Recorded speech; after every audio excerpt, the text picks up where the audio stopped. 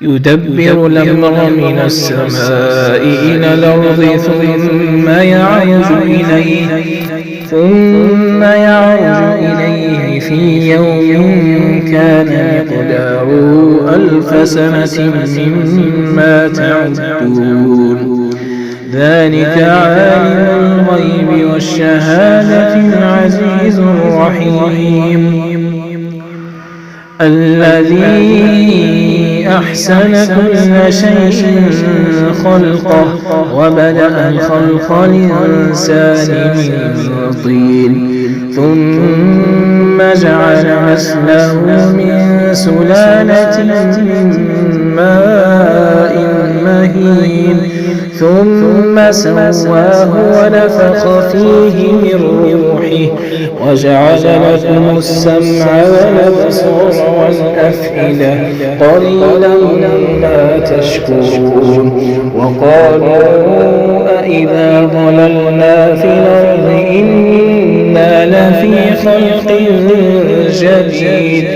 بل هم بلقاء ربهم كافرون قل يتوفاكم ملك الموت الذي وكل بكم ثم إلى ربكم ترجعون ولو ترى إذ المجرمون ناكسوا رؤوسهم عند ربهم ربنا أبصرنا وسمعنا فارجعنا نعمل صالحا إنا موقنون ولو شئنا لآتينا كل نفس هداها ولكن حق القول مني لأملأن جهنم من الجنة والناس أجمعين فذوقوا بما نسيتم لقاء يومكم هذا إنا نسيناكم وذوقوا عذاب الخلد بما كنتم تعملون إنما يؤمن بآياتنا الذين إذا ذكروا بها خروا سجدا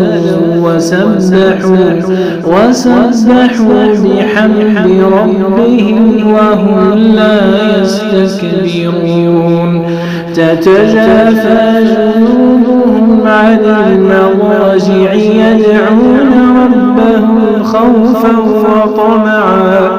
ومما رزقناهم ينفقون